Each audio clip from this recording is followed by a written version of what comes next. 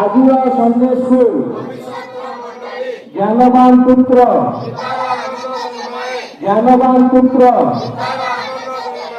ଉପଦେଶ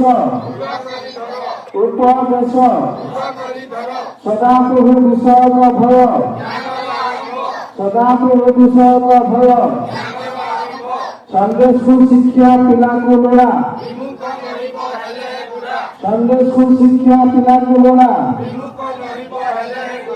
ଆମ ପିଲାଙ୍କୁ ଆମେ ଗଢ଼ିବା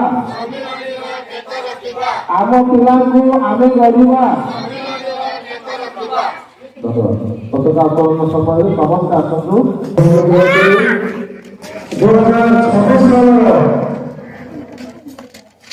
ତୃତୀୟ ମାସର ପ୍ରଥମ ଦିନ ପବିତ୍ର ରବିବାର ଦିନରେ ସନ୍ଦେଶ ସମ୍ମିଳନୀର ସ୍ଥାପନ ଦିବସ ପ୍ରତିପାଳନ କରିବା ପାଇଁ ପ୍ରଭାତ ସୁନ୍ଦର ପ୍ରକାଶ ସ୍ଥାନୀୟ ମଣ୍ଡଳୀୟ ସଦସ୍ୟଙ୍କୁ ସମିତିକୁ ପ୍ରଦାନ କରାଯିବାରୁ ପ୍ରମୁଖ ବିଷୟ ଧନ୍ୟବାଦ ସାଥେ ସାଥେ ଆଜିର ସନ୍ଦେଶ ସମ୍ମିଳନୀର ସ୍ଥାପନ ଦିବସରେ ଉପସ୍ଥିତ ଥିବା ମଣ୍ଡଳୀୟ ସମ୍ମିଳନୀ ପାଳନ ନିକଟୟ ସମ୍ପାଦକ ପ୍ରସାରିତ ମଣ୍ଡଳୀର ପ୍ରାଚୀନ କମିଟିର ଆବଶ୍ୟକ ସମୀକ୍ଷା କମିଟି ସ୍ୱାଧୀନ ପ୍ରଚାରକ ପ୍ରଚାରିକା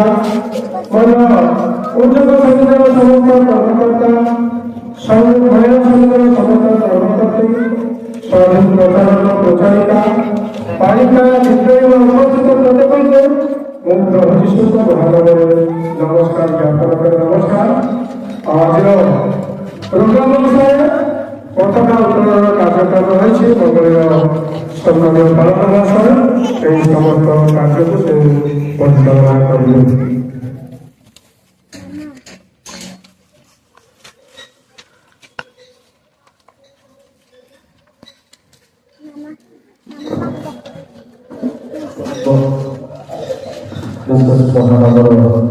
ଧନ୍ୟବାଦ ପ୍ରଭୁ ଆପଣଙ୍କୁ ସଦସ୍ୟ ସମିତି ସମ୍ମିଳନୀର ସ୍ଥାପନ ଦିବସକୁ ପ୍ରତିପାଳନ କରିବା ପାଇଁ ସୁନ୍ଦର ଅବକାଶ ଦେବି।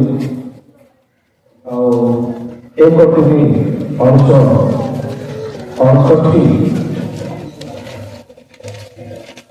ସାଲ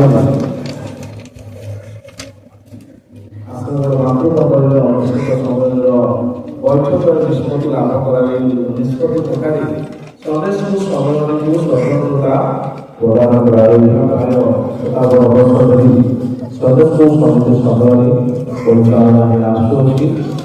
ଆଜି ଆପଣଙ୍କ ଗୌରବ ଶତାବ୍ଦୀ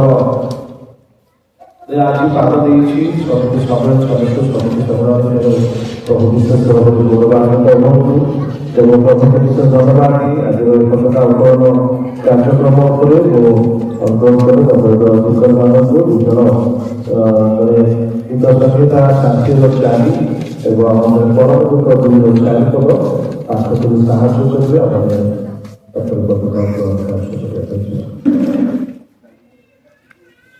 ସତତା ପକ୍ଷରେ ପ୍ରକାଶ କରିବା ନିମନ୍ତେ ତୁମେ ଆପଣା ଭୟକାରୀମାନଙ୍କୁ ଏକ ପତାକା ଦେଇଅଛ। ସେ ଆପଣା ଭୋଜନମାନର ଗୌରବକୁ ଆଣିଲେ ଓ ମୋ ଉପରେ ପ୍ରେମରେ ତାହାଙ୍କର ପତାକା ହେଲା। ବାକ୍ୟରେ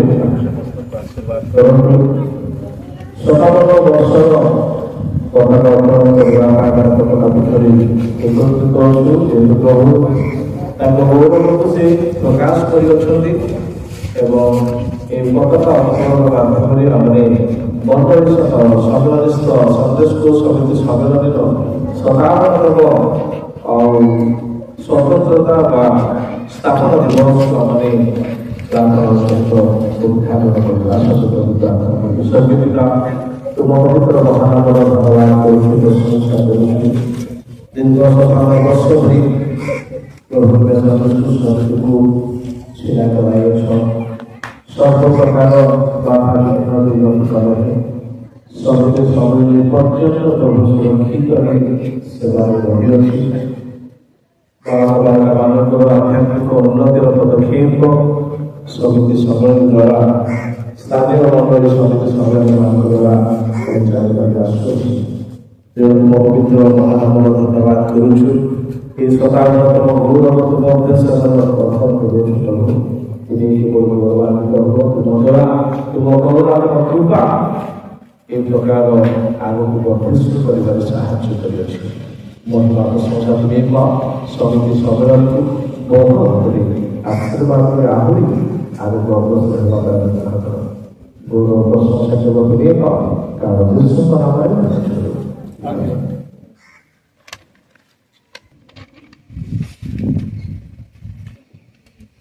पिता पुत्र पवित्र आत्माଙ୍କ ନାମରେ ଶତାବ୍ଦୀତମ ସ୍ୱତନ୍ତ୍ରତା ଦିବସ ଉଦ୍ଦେଶ୍ୟରେ ପତାକା ଉତ୍ତୋଳନ କରୁଛୁ ପ୍ରଭୁ। ଗୌରବାନ୍ବିତ ହଉ। ପିତା ଈଶ୍ୱରଙ୍କ ନାମରେ, ପୁତ୍ର ପ୍ରଭୁ ଶ୍ରୀକୃଷ୍ଣଙ୍କ ନାମରେ, ପବିତ୍ର ଆତ୍ମା ଈଶ୍ୱରଙ୍କ ନାମରେ ଆଉ ଥରେ ହାଲେଲୁୟା।